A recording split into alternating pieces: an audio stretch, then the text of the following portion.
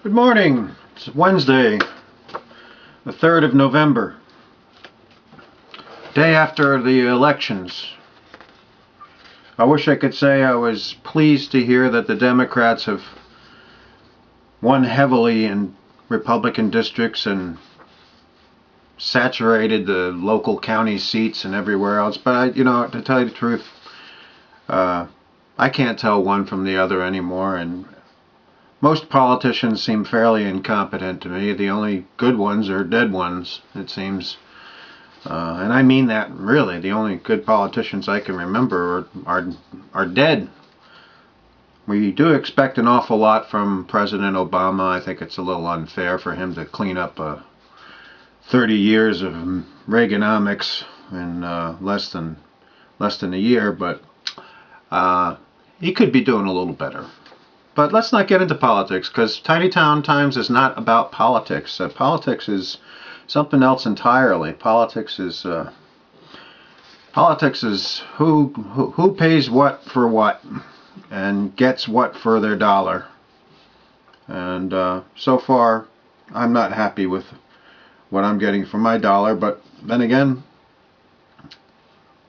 I'm doing okay. What am I complaining about? This is the police activity log, and it was a very slow night for an election night, and we can tell by the returns on our website here. An officer responded for a report of a person banging on a door at a location, and the subject left prior to the officer's arrival. This was on South Meadow Street. There are a lot of calls about people who bang on doors and then disappear. Don't know what that's about. This one I put in again because it's my favorite. Chestnut Street. It's officer responding for a report of an aggravated harassment. It all happens up on Chestnut Street. Officer checked on a suspicious vehicle in the McDonald's parking lot. Turned out to be a McEmployee. An employee out in his car taking a smoke break. Smoke of some kind.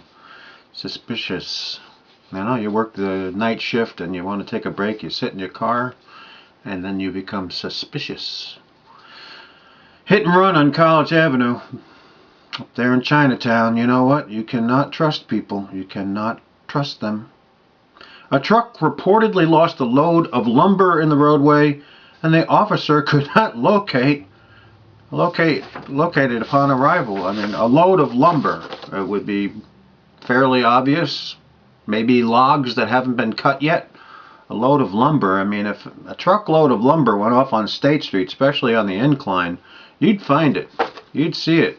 You'd get run over by it if you were on your way up the road to check on it.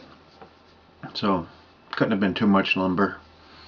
An intoxicated, emotionally disturbed subject on South Geneva Street who was later transported to the hospital. We hope that person is okay now. Being intoxicated and emotionally disturbed is a very agitated state to be in, and we hope that whomever it was is getting the help that they need. Boy, there's not really a whole lot going on here.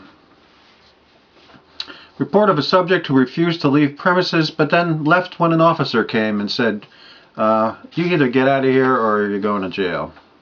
That's always a good convincer. Report of dogs outside barking for long periods of time.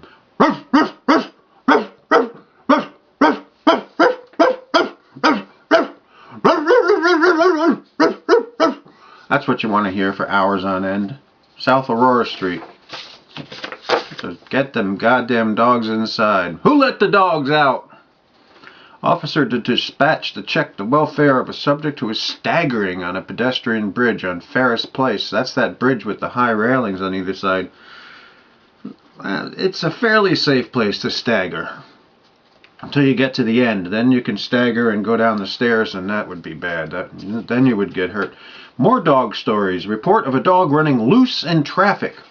The officer checked the area and was unable to find the dog in question. That's because that dog was fast. That dog was a dodging dog. That was a running back kind of dog. You can't catch those dogs easily. No. Those dogs are hard to find. Oh boy.